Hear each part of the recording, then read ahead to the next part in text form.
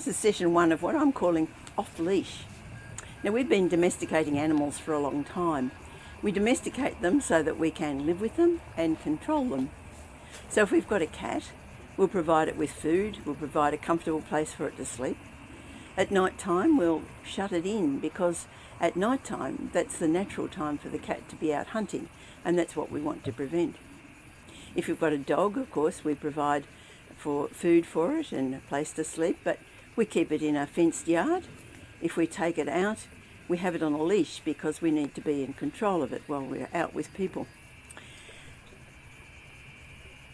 If we let the cat out at night, it's going to do exactly what a cat's designed to do, and that is to hunt. If we let the dog off a leash, it will do what the dog wants to do. It'll run, it'll roll in the mud, it'll chase things. But this isn't a series about animal welfare. It's about we as Christians, or about us as Christians, I should say, and about the church. Over the years, we have successfully domesticated our lives and the life of the church. That is, we've learned how to behave in a way that enables us to get along comfortably with the society around us. We control behaviour in a way that can stop us from being what we are actually designed to be. And I believe it's time for the church to be let off leash. When we look at great figures of the Bible, we don't necessarily see nice, gentle figures who fitted in well with society. So we'll start with the prophet Elijah. He lived in the 800s BC. He was a fiery character.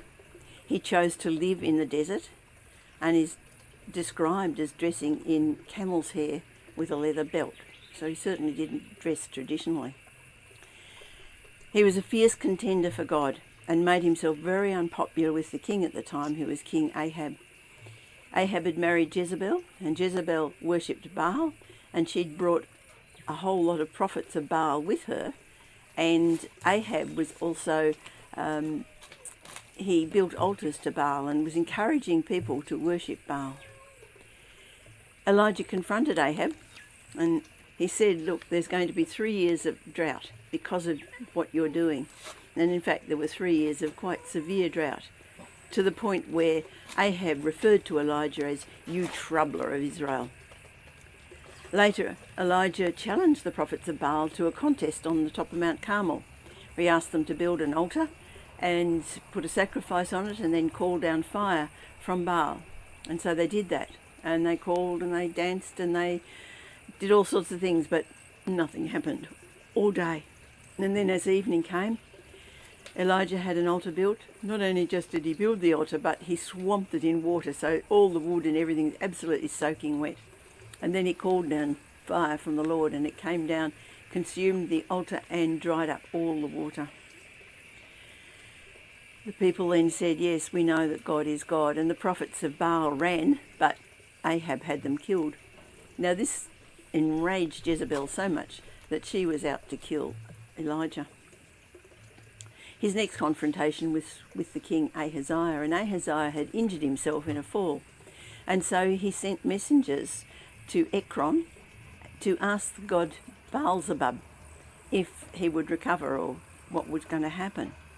And Elijah met these messengers on the way, and he was very angry, and he said to them, because Ahaziah has gone to a foreign country and a foreign god to inquire, he will not live. He'll die where he is. This didn't make him very popular with Ahaziah, and so Ahaziah was out to kill him. Elijah's the greatest of the prophets. He appeared with Moses at the Transfiguration. But he was hardly a gentle, meek, and someone who fitted into society. He was a passionate defender of God. We are his children, the thrill of his suffering, saved and redeemed by his blood. Called to be holy, alike to the nations, one with his power, filled with his love. Go forth in his name, proclaiming Jesus reigns.